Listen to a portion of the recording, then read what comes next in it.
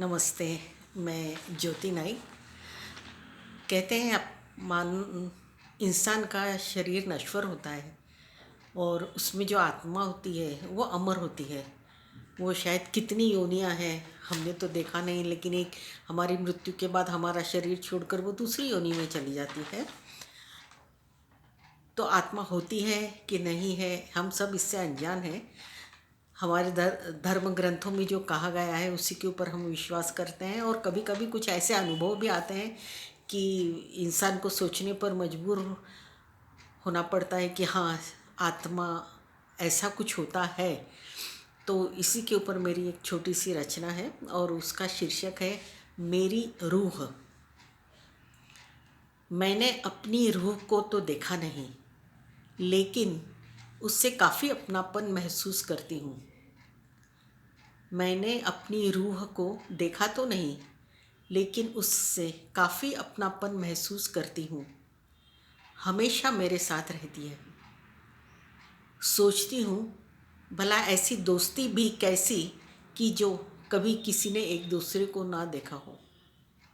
सोचती हूँ भला ऐसी दोस्ती भी कैसी कि जिसने कभी एक दूसरे को देखा ना हो। हर सुख दुख में वो मेरे साथ रहती है।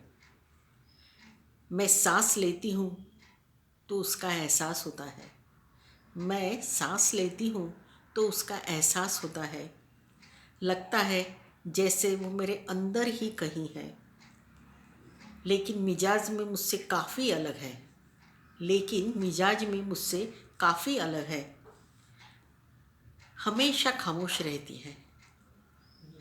मैं रोती हूँ, मैं हंसती हूँ, मैं नाराज़ होती हूँ, कभी गिरती हूँ, खड़ी होती हूँ।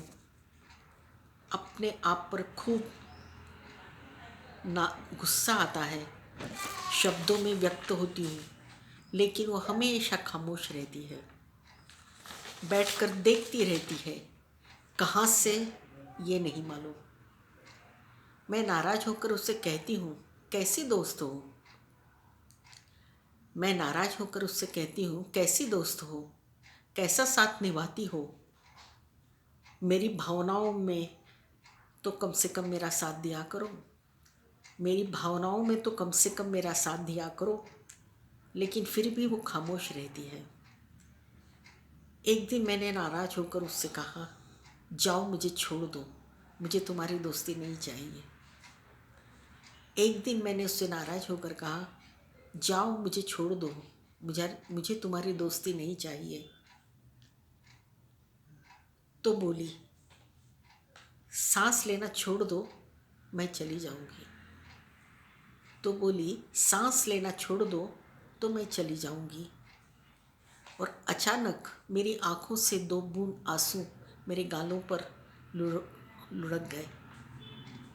और मुझे आश्चर्य हुआ कि मेरी भावनाएं तो आंसू लायक नहीं थी। ये शायद मेरी रूह के आंसू थे।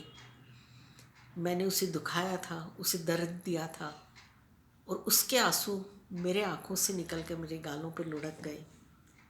उसने मुझे अपनी भावनाओं से पहली बार अवगत कराया। उसने मुझे अपनी भावनाओं से पहली बार अवगत कराया।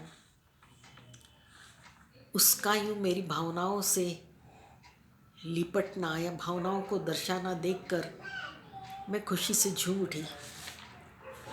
और मैंने उससे कहा, हाँ, अब तुम मेरे साथ रह सकती हो, क्योंकि तुमने मुझे दोस्त होने का या तुम्हारे होने का एहसास दिया है।